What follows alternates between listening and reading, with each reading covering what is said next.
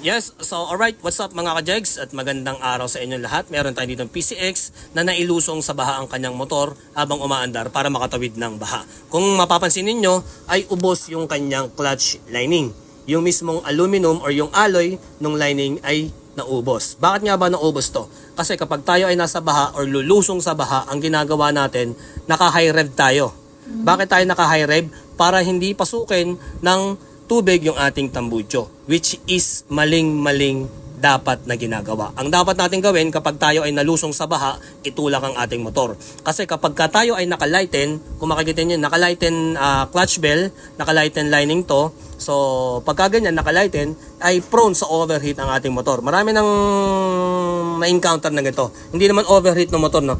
Overheat ng ating CVT pala. Sorry. Kaya laging mayroon pros and cons, no? So ito, laging naka-high rev. Siyempre, hindi umuusad ng tama yung ating motor dahil sa baha. Kaya ngayon, sa sobrang init ng ating CVT, dahil sa tagal ng engage ng lining sa ating clutch bell, ang nangyari is nasunog yung kanyang lining.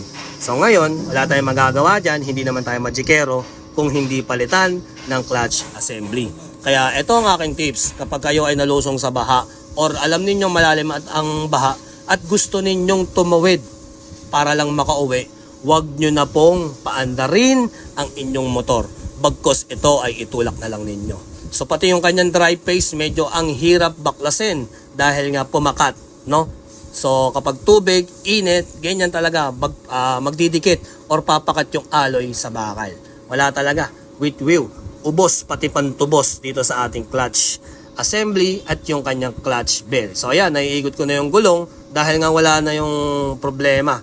So ito naging problema niya mga ka-jegs. Brute talaga yan.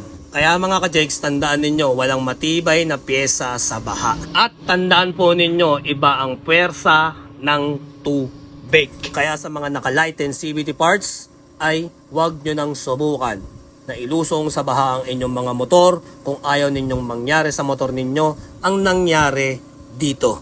Alright? So brute ba tayo dyan mga ka-jegs? Talagang makikita ninyo, ubos talaga pati panlupos. Wala tayong magagawa eh. So talagang tosgas yan. Alam nga naman magicin natin yan. Hindi natin palitan yan. Brute tayo dyan pag di natin pinalitan yan.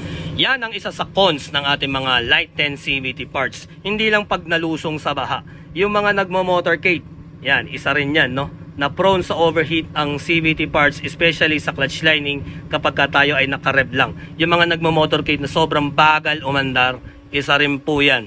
Yung lagi naka-engage ang lining sa bell, isa rin sa dahilan yan para magkaganito ang ating CVT.